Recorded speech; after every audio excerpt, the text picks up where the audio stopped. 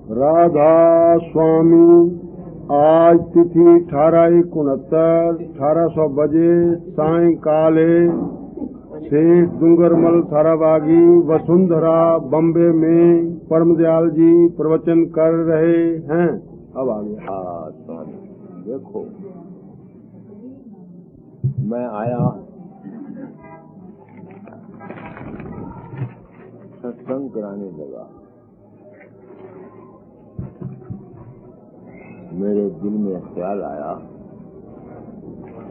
तू क्या करता है ये सत्संग क्यों कराता है? What is thy object?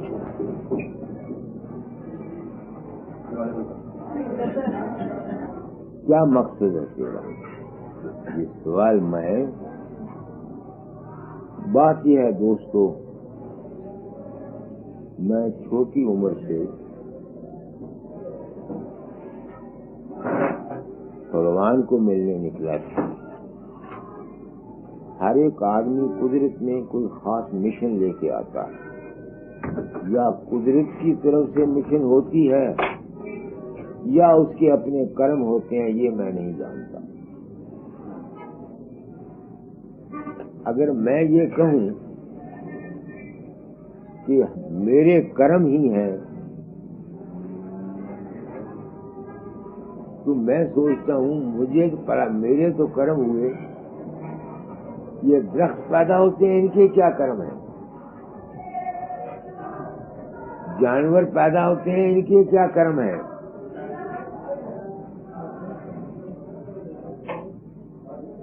यानी मेरे दिल में ये ख्याल पैदा होता है, मैं कहता भाई मैं अपने कर्मों के अनुसार आया। अच्छा, अगर मैं अपने कर्मों के अनुसार आया हूँ तो ये जानवर क्यों ये किस कर्म के मातहत आए हैं? सवाल है कि नहीं है? तो मैं फेल हो गया। इतनी समझ में आता है कि हर एक जीव, हर एक चीज कुदरत ने किसी खास मकसद के लिए कुदरत ने बनाई है। क्यों बनाई है?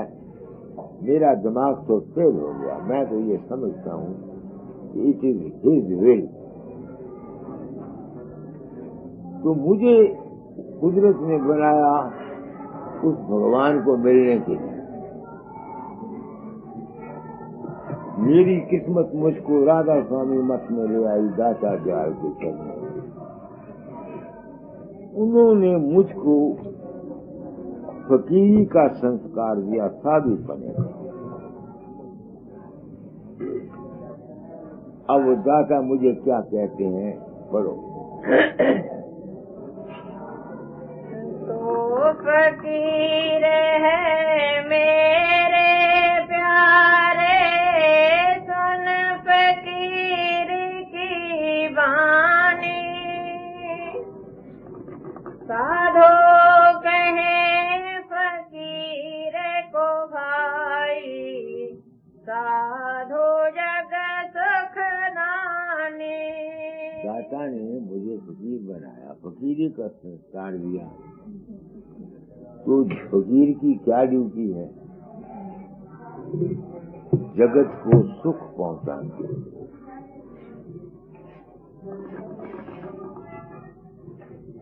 जगत यानी दुनिया वालों को सुख देना, यह है फकीर की ड्यूटी। आगे परोपकारी जन हितकारी, गोर के आज्ञाकारी। अब गुण त्यागी गुण के ग्राही, दया भाव चित धारी। ये फकीर की ड्यूटी उन्होंने बताई। क्या? परोपकारी जन हितकारी, गोर के आज्ञाकारी। अब गुण त्यागी गुण के ग्राही, दया भाव चित तारी। ये मेरी ड्यूटी है, ये मुझ पर गुरु ने लगाई, तो गुरु की आज्ञा का पालन करना बहुत जरूरी है। ऋण होते हैं पितृ ऋण, मातृ ऋण, राज ऋण, गुरु ऋण। क्योंकि गुरु ने जो हुक्म दिया कि परोपकार, जगत हितकार, ये काम कर जा। आगे निज चित शोधे मन पर बोधे, जीव दोष नहीं दृष्टि, अपने भाव में बरतन सदन, करें दया की वृष्टि। ये ड्यूटी है मुझ पर। इस फर्ज के सिलसिले में मौज मुझे कभी मुंबई आ गया, कभी होशियारपुर रहा, कभी अलीगढ़ चला गया। अब मैं अपनी आत्मा से पूछता हूँ एज ए सच्चाई पसंद इंसान, क्यों भाई फकीर चंद तू इन जीवों का कैसे सुख पहुंचा सकता है, कैसे तू इनकी मदद कर सकता है? ये एक सवाल है जो मैं अपनी आत्मा से करता हूँ एज ए ट्रू मैन। दुखों की कई किस्में हैं इंसान की। बादे दुख ऐसे हैं जो दरअसल में है नहीं, जीव अपने मन की कल्पना से, आप अपने कल्पित दुख से आप फंसा रहता है।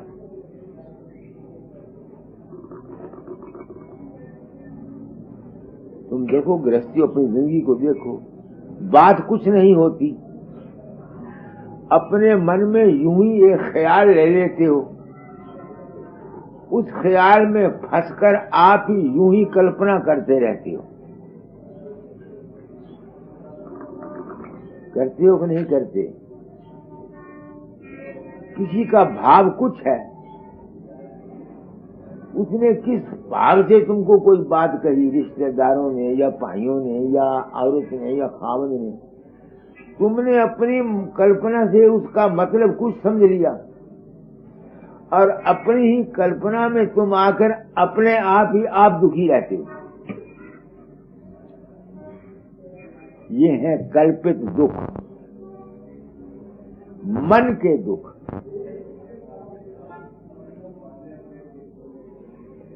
तो इसका इलाज क्या है? मैं अपनी आत्मा से पूछता हूं, इसका इलाज क्या है?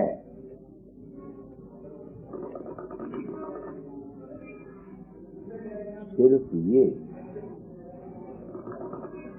जो मैंने समझा। क्या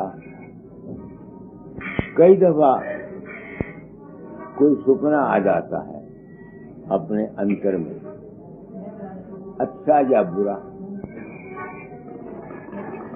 तो हम उस सपने को सच समझकर या दुखी होते हैं या सुख महसूस करते हैं कि नहीं करते?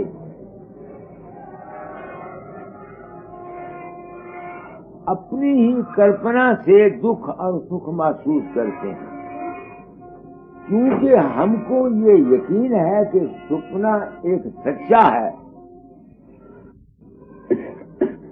मेरे पास एक केस आया, एक औरत सपने में डरती थी, उसको सांप डरते थे।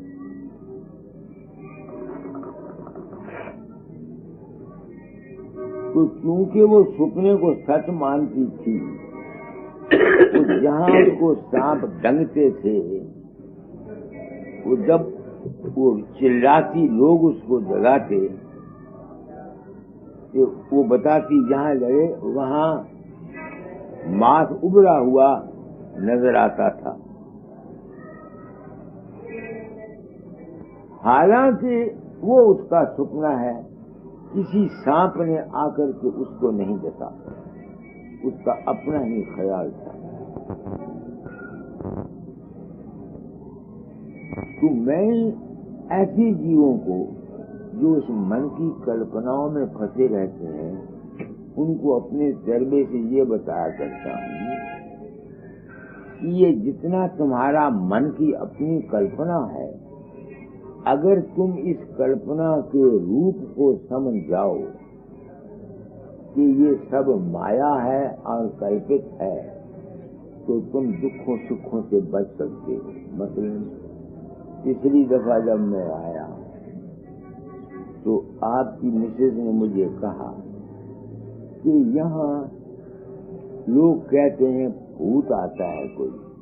कहा था ना आपने कि यहाँ भूत आता है, भूत। अब मैं जानता हूं ना कि भूत भूत कोई नहीं था, क्योंकि एक इम्प्रेशन लिया हुआ होता है, ख्याल दिया हुआ होता है औरतों को या आदमियों को।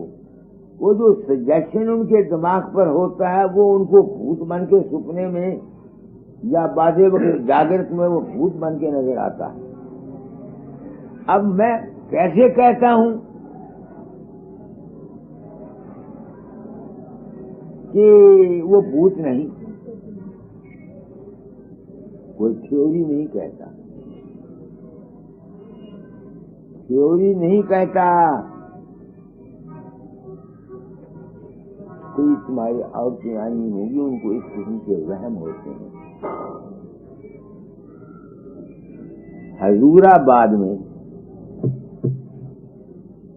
हैदराबाद में एक हेडमास्टर की औरत को भूत आता था 12 साल से।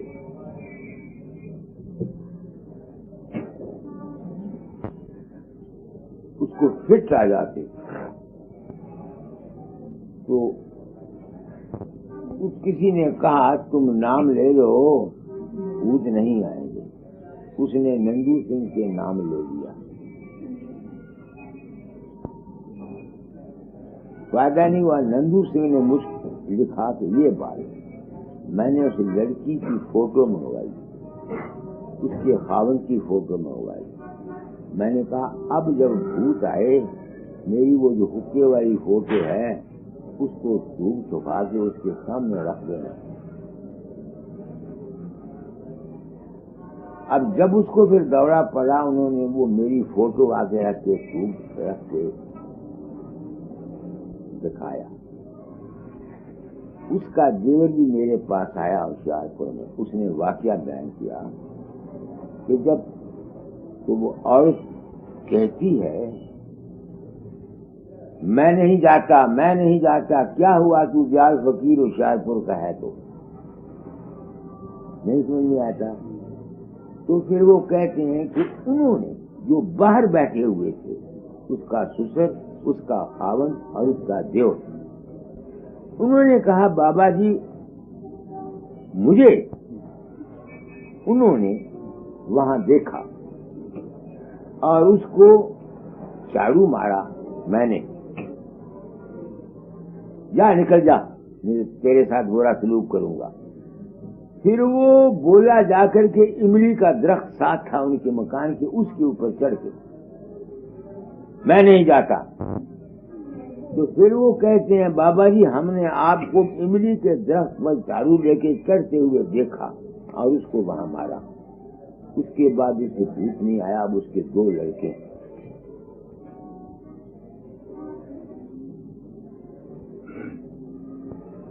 मैं सत्संग कराता हूं, कोई मिशन लेके सत्संग कराता हूं, कोई मेरी गरज है सत्संग कराने की। वो गरज ये नहीं कि मैं आप लोगों से पैसे इकट्ठे करने की नीयत से आया हूं। मैं तुम लोगों का हितकारी होकर के संसार में प्रकट हुआ हूं।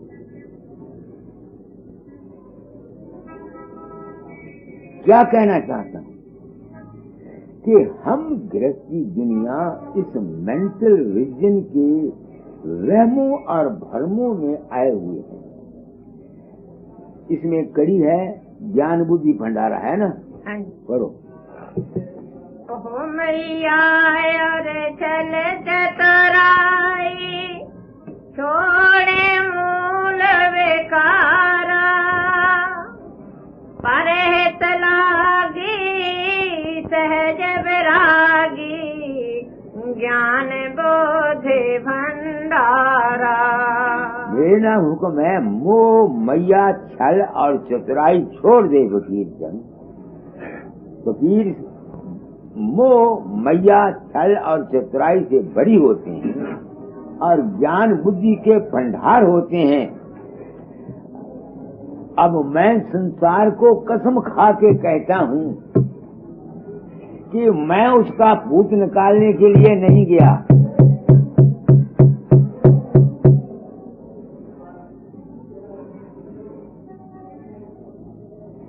मैं दुनिया को हल्फिया बयान दे रहा हूँ कि मैं उस औरत के अंदर भूत निकालने के लिए नहीं गया। तुम कहोगे कि तू नहीं गया तो उन आदमियों ने तुमको कैसे देखा? क्योंकि उन आदमियों के दिल में एक सजेशन दिया गया था।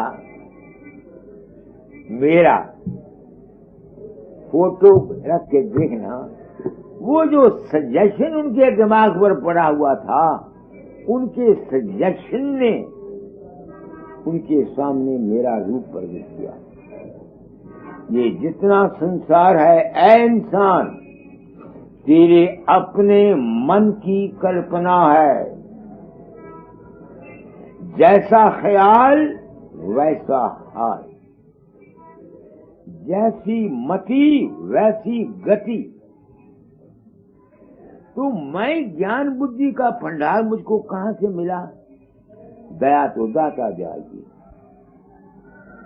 मगर ये सारी ज्ञान और बुद्धि मुझको ऐसा सत्संगियों जिन्होंने मुझको गुरु माना, मैं आप लोगों को अपना गुरु समझता हूँ, क्योंकि आप लोगों के तजर्बों की वजह से मेरे अंतर में ये ज्ञान और बुद्धि का भंडार आ गया।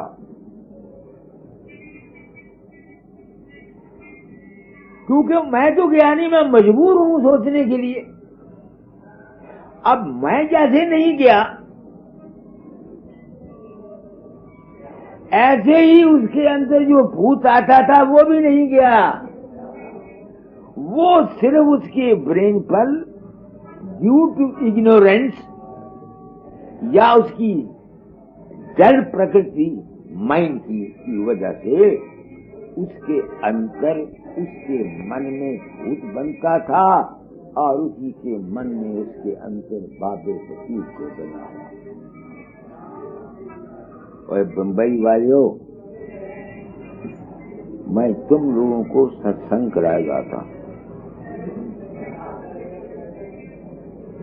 अगर कुछ बुद्धि रखते हो, कुछ ब्रेन रखते हो, और अगर तुम्हारी ये बात तुम्हारी खोपड़ी में मेरी समझ आ जाए, तो तुम हर रोज जो इस मेंटल तबके के चक्कर में आकर तरह तरह के फिक्रों, चिंताओं, वहमों में मुब्तला रहते हो, तुमको बहुत कुछ शांति मिल जाएगी।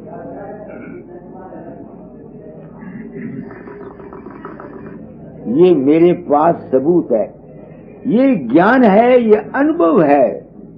इंसान गलत ख्याल ले लेता है, रॉन्ग सजेशन ले लेता है। इस वास्ते सजेशन ही है ना, इम्प्रेशन ही है। अगर तुम हमेशा ये सजेशन लो, ऑप्टिमिस्टिक सजेशन लो, आशावादी सजेशन लो, हौसले के सजेशन लो, हिम्मत के सजेशन लो, तो हिम्मत के सजेशन आशा के सजेशन, होपफुलनेस के सजेशन तुम्हारी जिंदगी को बेहतर बना सकते हैं। मैं समझ में नहीं आता कि मैं और परोपकार गुरु ऋण को उतारने के लिए और मैं क्या करूं।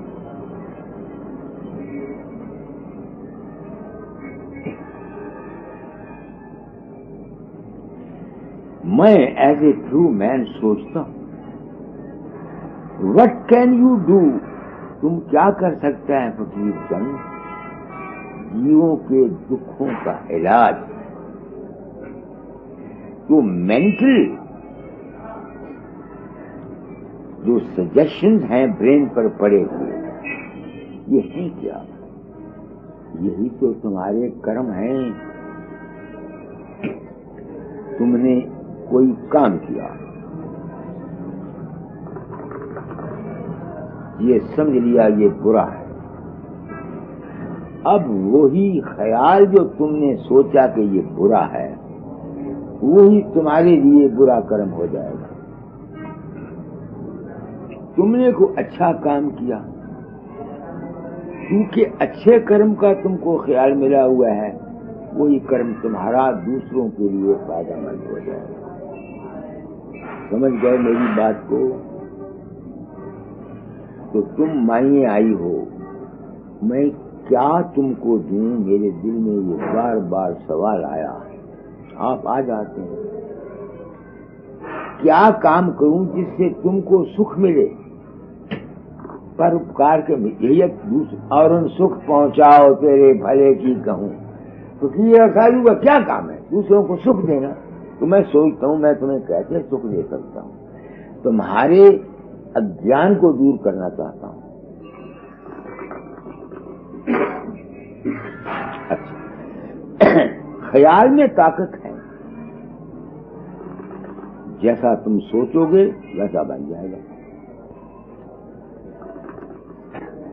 उसने भूत का ख्याल लिया, अब देख लो भूत ने उसके साथ क्या किया। उसने बाबे फकीर का ख्याल लिया, देख लो उस बाबे फकीर के ख्याल ने उसको क्या किया कि नहीं किया। फिर क्या करो, इस दुनिया में सुखी रहने के लिए ख्याल ही है। दूसरों से अच्छा ख्याल लो,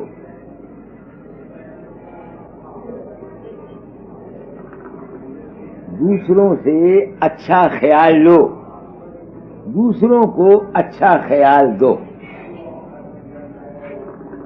ख्याल में ताकत है। इस वास्ते हिंदू कौम में वेदों में शिव संकल्पम अस्तु है।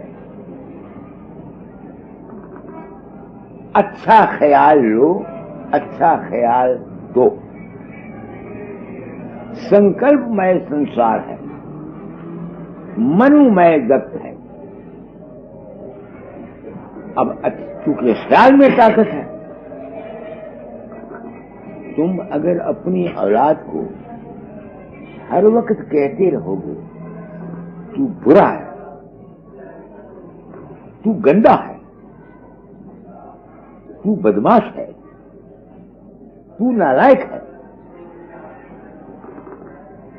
क्योंकि बच्चे ज्ञानी नहीं है, वो तुम्हारे ख्यालात को कबूल करेगा उसका ब्रेन, और वो नालायक हो जाएगा। सोचो मेरी बात को, मैं क्या कह रहा हूं।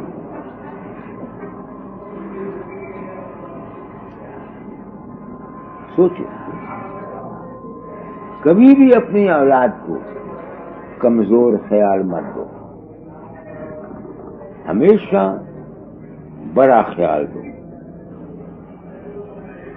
नाजायज तौर से उनको छिड़को मत,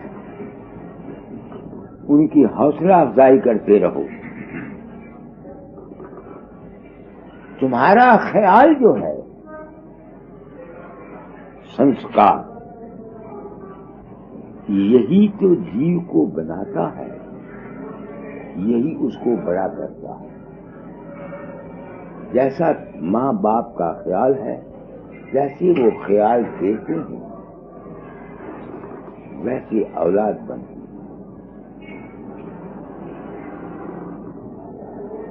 गुरु क्या करता है? मुझे क्या किया दाता दयाल ने? ख्याल ही किया है ना, तू फकीर बन, तू फकीर बन, तू फकीर बन भाई। क्या किया दाता ने? मुझे ख्याल ही दिया ना, कुछ और तो नहीं दिया। कुछ और दिया तो बताओ। ये मेरे छोटे भाई राय साहब सुरेंद्रनाथ नन मैट्रिक है। स्कूल में पढ़ता था, मैं दाता के दरबार में ले गया। पूछते हैं कौन है तू? ये कौन है? मैंने कहा ये मेरा छोटा भाई है। उसको पूछते हैं बच्चा तेरा क्या नाम है? कहते हैं ये घेरू भाई। तो मुझे कहते हैं क्या भद्दा नाम रखा है? मैंने कहा जी मेरे बाद 5-6 बहन भाई हुए, सब मर गए। मैं बड़ा लड़का हूँ, ये छोटा लड़का, सबसे आखिरी। तो मेरी मासी ने कोई शगुन नहीं किया, जब पैदा हुआ थोड़ी सी मिट्टी कूड़ा करके उसमें रख दिया कि इसकी उम्र लंबी हो जाए।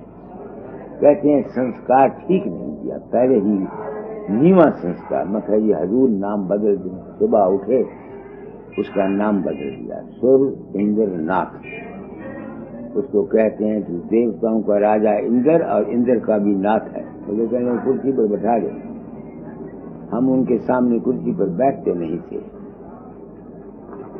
नहीं, लड़का कुर्सी नशीन होके आया दुनिया में। नन मैट्रिक लड़का, 10th manager of the railways हुआ और 40,000 रुपया तनख्वाह ली। राय साहब का खिताब पाया। वो क्या था? मैं क्या दे रहा हूं तुमको?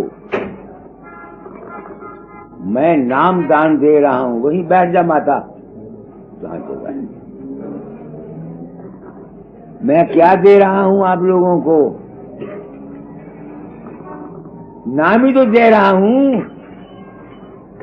मैं उन गुरुओं की तरह नाम नहीं देता कि मर्दों औरतों को अंदर एक कमरे में बंद करके कानों में मंत्र पढ़ दिया ना। इसी शब्द में है मेरे नाम करो। तू तो आया कलेश से अपने सिर पर, जीव का करे सुधारा। भव दुख भंजन कामन कंदन, जम से दे छुटकारा। जम है क्या? तुम्हारा अपना मन ही जम है ना।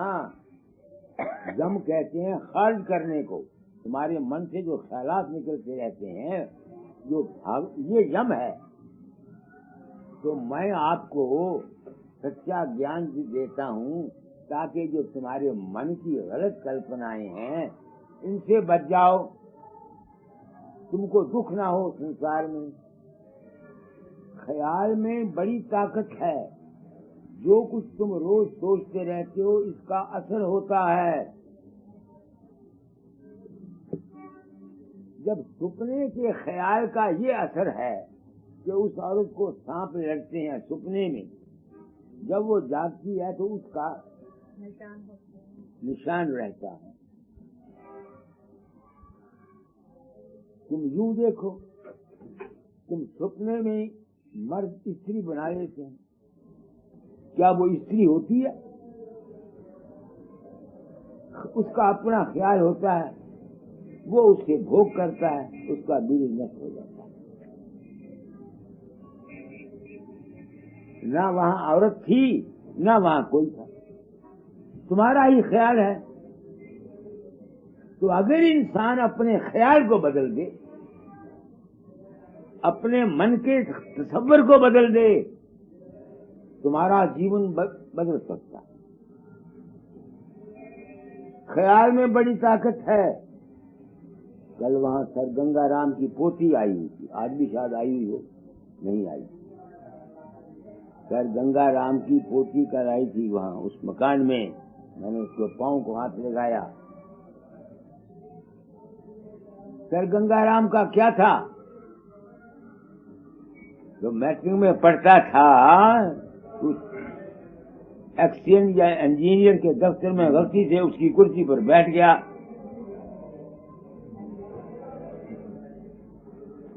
तो अंग्रेज आया, उसने उसकी बेइज्जती की। उसने उस वक्त प्रण किया कि मैं इसी कुर्सी पर आगे बैठूंगा। इंजीनियरिंग पढ़ा, एक्शन हुआ, उसी को रिलीव करने के लिए, उसी की जगह चार्ज लेने के लिए उसी के पास आया। ऐ इंसान, तेरे में तमाम ताकतें हैं, तुझ में समुंदर भरा हुआ है कुदरत का, तेरे दिल के अंदर एक बेअंतहा खजाना है, तुझको उसको इस्तेमाल करना नहीं आता। तू अपने ख्याल से, अपने गलत ख्याल से, अपने कमजोर ख्याल से आप डूबता है और आप करता। फकीर साधु क्या करते हैं, ख्याल को ही तो बदलते हैं। बुलिया रब दा की पाना, ऐथो पुटना ऐथे लाना। तुम्हारा भाई आशीष शर्मा दिल्ली में मेरे पास आया, मैंने क्या किया, उसके ख्याल को ही बदला ना, नोट के ऊपर दस्तखत करके दे दिए, जा किस्मत वाला हो जाएगा। उसने मेरे उस ख्याल को अपने ब्रेन में रख लिया, कामयाब हो गया। तो तुम लोग सत्संग में आओ, मैं तुमको राम नाम नहीं जपाता,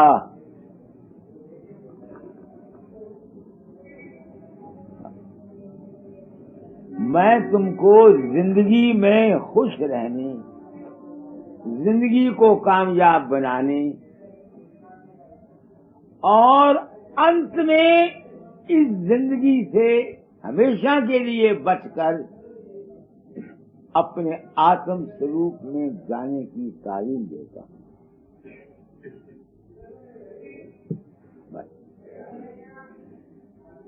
पाप दुख भंजन पढ़ो, क्या है, दुख क्लेश से अपने सिर पर जीव का करे सुधारा, भव दुख भंजन कामन कंदन जम से दे छुटकारा। अब तुम आप देख लो, मैं 82 साल का हूँ, अब मैं जाऊंगा, बस लोग जिस तरह मक्खियां गुड़ पर बैठती हैं ना, इस तरह मेरी जान को खाती है दुनिया। खामोश रहता हूँ, बर्दाश्त करता हूँ तकलीफ। लोग दिन नहीं देखते, रात नहीं देखते, सिर खाते हैं। समझिए मेरी बात को। तो आपको मैं सत्संग करा रहा हूँ, अगर तो आप ध्यान से मेरी बात को सुने और उस पर अमल करेंगे, तब तो मेरा ये कुत्ते की तरह भौंकना कुछ मेरे लिए फायदामंद होगा और आपका भी कल्याण होगा।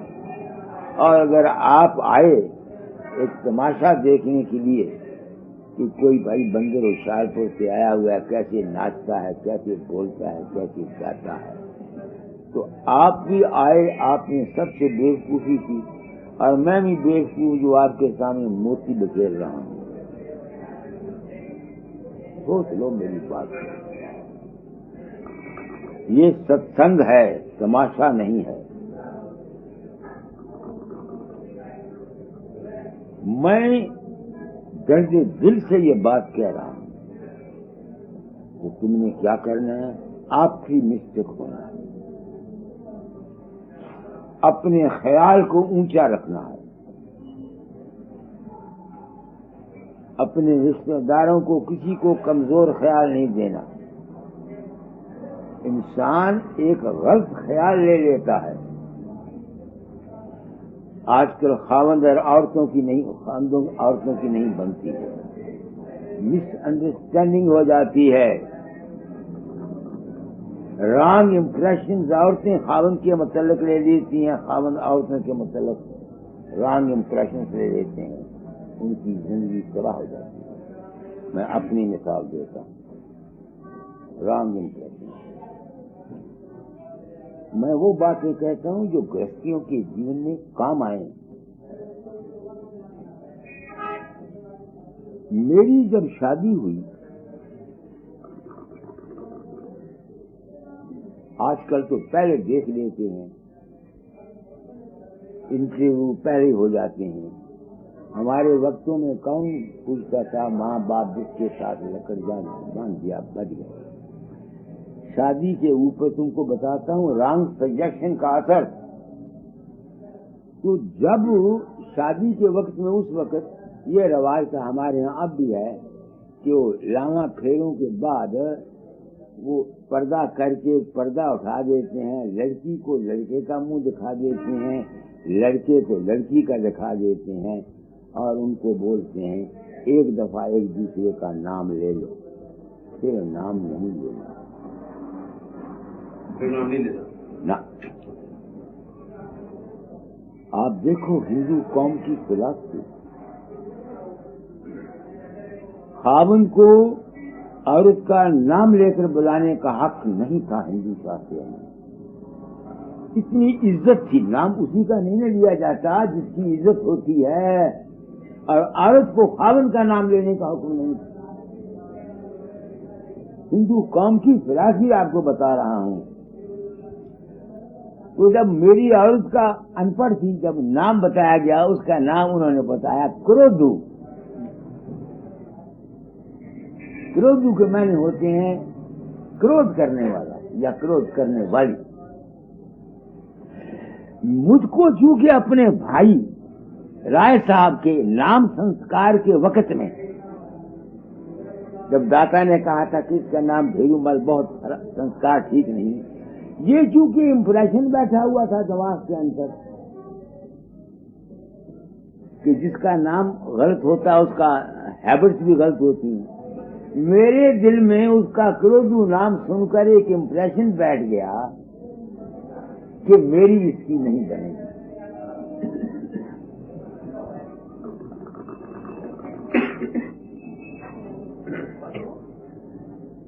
मेरी बात सोचने वाली है। अच्छा, अब मेरे दिमाग में वो जैसी थी वैसी थी, अपने ही गलत ख्याल ने सजेशन लेके के समझ लिया कि मेरी इसकी नहीं बनी। वो जो कुछ भी अच्छा करती, मैं यही समझता कि ये गलत करती।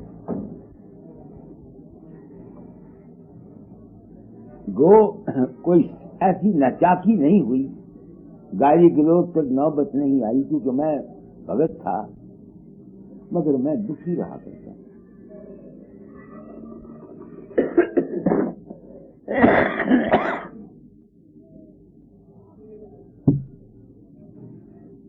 दाता दयाल को लिखी चिट्ठी अपना हाथ, वो लिखते हैं, और नाम फिर हमने बदल दिया, क्रोधु का भागवती रखना। तो मैंने चिट्ठी लिखी, अपने दुखड़े रोए। वो लिखते हैं, भागवती जब भाग में आई, अब भागन में कौन भलाई, वीर समान धर्म को पाल, मौत करेगी आप संभाल। ये 4 लफ्ज हैं। अब मेरे ख्याल को बदला, दाता ने ख्याल बदला, रिजल्ट क्या निकला? मेरे दिल में वो चूंकि ड्यूटी आ गई ना, दाता दयाल की तरफ से हुक्म आ गया ना कि मैंने अपनी ड्यूटी को निभाना है, मैंने सारी जिंदगी अपनी ड्यूटी को निभाई और मेरा उसका आपस में बड़ा ही अच्छा जीवन बाकी का गुजरा। ये है हम लोग गलत ख्याल लेते हैं, मिसअंडरस्टैंडिंग विश्वास से मेरे जैसे आदमी का सत्संग आजकल के नौजवान कपल्स को, दुनियादारों को, मैं गृहस्थियों का गुरु बन के आया हूं। मैं गृहस्थियों का गुरु बन के आया हूं। दाता के सब उसमें निकालो, तू तो आया बंद फकीर जो आवे, बंद निर्बंधन सोई,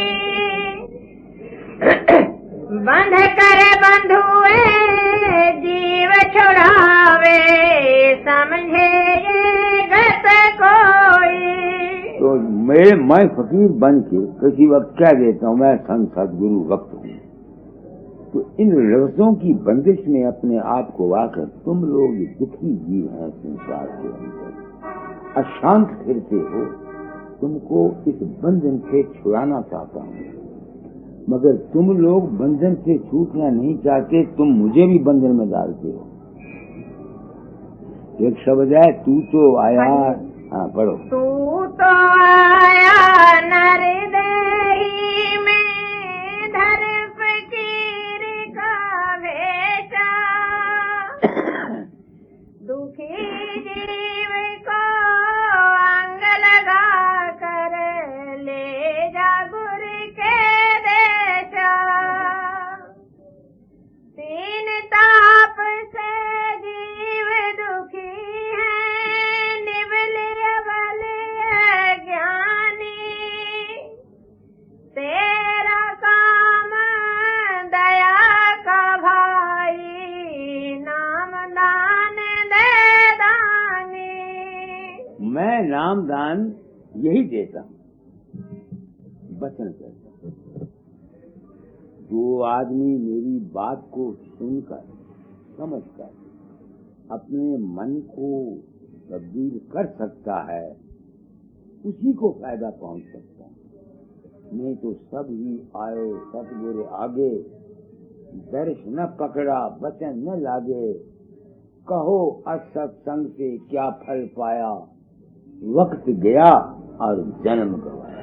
तुम लोग आ जाते हो सत्संग में, ये 1.5 साल कोई महात्मा आ गया, बस उसके नाम पर ठहरा पचा गया, लोग भी आ जाते हैं, फास्ट प्रोपेगेंडा गुरुओं के चेले करते हैं, ओ बाबे फकीर में इतनी ताकत है, ये है वो है, वो चेले लोग आगे गुरु जना दे टपने दे चेले जान अछूत। ये दुनिया का व्यवहार है। तो मैं यहाँ सत्संग कराने जब आया, मेरे दिल में ख्याल आया फकीर चंद इसलिए अपने जन्म को बिगाड़ता है, क्यों पखंड का जाल तूने चलाया है। मैं सच्ची बात कहता हूँ, मेरे जन्म में ड्यूटी है दुखी और अशांत जीवों को सुखी बनानी। अब फूंक मारना तो रहा दरकिनार, मैं आपको सही रास्ता बताता हूँ। क्या अपने मन को बेहतर ख्याल दो, आपकी निश्चित व्यू रखो, हमेशा पुर उम्मीद रहो। तुम्हारी होम पीस जो घरेलू जिंदगी है, इसमें आशावादी होके रहो, पीसफुल बिहेवियर रखो। राधा स्वामी मत प्रेम का मारे करो। वहां लिखा बानी में, गुरु सतगुरु प्रेम के अथाह समुद्र हैं, कहीं बूंद रूप हैं, कहीं लहर रूप हैं, कहीं दरिया रूप हैं, ऐसा लिखा हुआ है। अब तुम सोचो, जब गुरु प्रेम का अथाह समुद्र है, कहीं बूंद रूप है, कहीं लहर रूप है, कहीं दरिया रूप, कि जो सत्संगी अपने घरों में अपने परिवार वालों से प्रेम नहीं रखते, वो लाख गुरु से प्रेम करते फिरे, उनको क्या फायदा पहुंचेगा।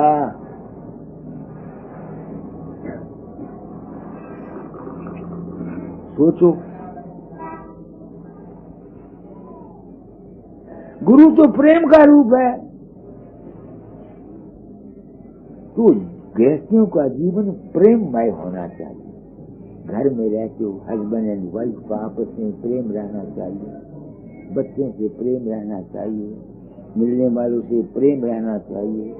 4 तरीके हैं दुनिया में, 4 शास्त्र कहते हैं, करुणा, मैत्री, मुद्दता और उदासी। जो छोटे हैं उनकी गलतियों को दरगुजर करने की कोशिश करो। हम सभी गलती खाते हैं। कौन है ऐसा आदमी जो कमिट नहीं करता? सभी करते, सब करते। मैं कहना नहीं चाहता कि बात बताता हूँ आपको, गृहस्थियों के काम आएगी। एक नौजवान लड़का ने शादी कराई। शादी के बाद वो मेरे पास आया।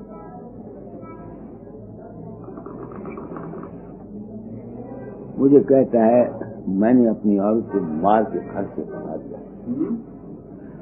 अपनी औरत को मार करके घर से भगा दिया है। मैंने कहा क्यों मारा? अखिल जी, मुझे किसी ने कहा था कि इसका तिलक जब ये कुंवारी थी किसी लड़के के साथ था।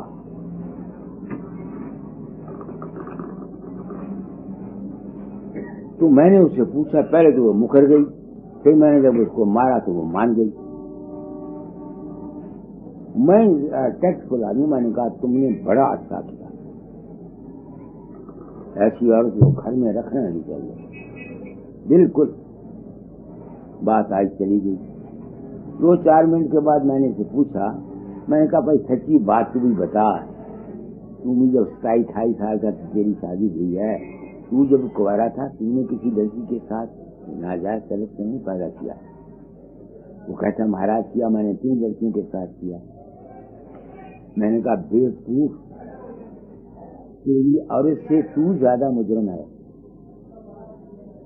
उसने तो 1 के साथ किया, तूने 3 के साथ किया। अगर मैं तेरी औरत होती तो तुझे जूते मारती, क्योंकि तू औरत से ज्यादा मुजरम है। उसकी आंख खुली। मैंने कहा 5 से 5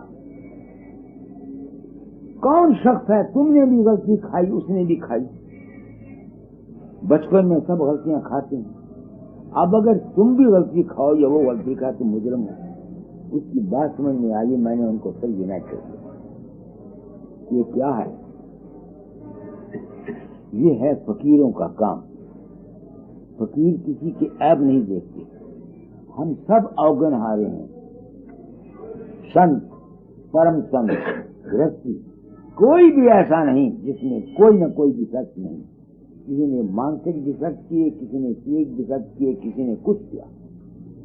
समझ गए मेरी बात को कि नहीं है? तो तुम गृहस्थी हो, तुमको कहता हूँ how to live in this world. Correct thinking रखो। चूंकि मन बड़ा पापी है, इसको कंट्रोल में करना बड़ा मुश्किल है। ये हैबिट में आया हुआ गलत ख्याल सोचता रहता है। इस वास्ते इसको ऐसे पुरुषों की संगत दो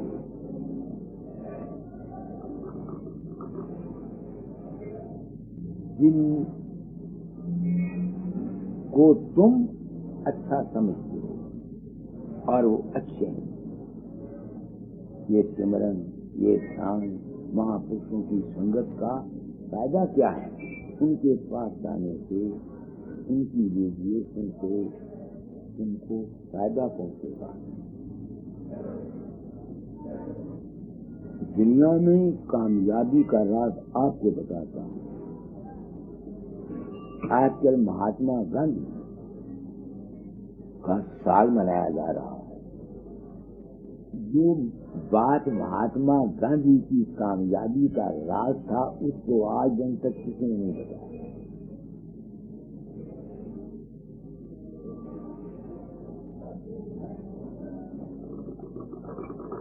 महात्मा गांधी जब अफ्रीका से आया, कलकत्ते गया, वहाँ एक कवि रामचंद्र थे बूढ़े, उनके पास गया। उसने कहा, कवि साहब मैं देश का सुधार करना चाहता हूँ। उसने कहा क्यों नहीं कर सकता? क्यों? देश के सुधार करने के लिए इस्तिकलाल की जरूरत है। कुव्वत इरादी इस्तिकलाल वाला हो, निर्भय आदमी हो। ऐसी दो चार सिस्टें बताएंगे। उसने कहा ये सिस्टें तो मेरे पास नहीं है।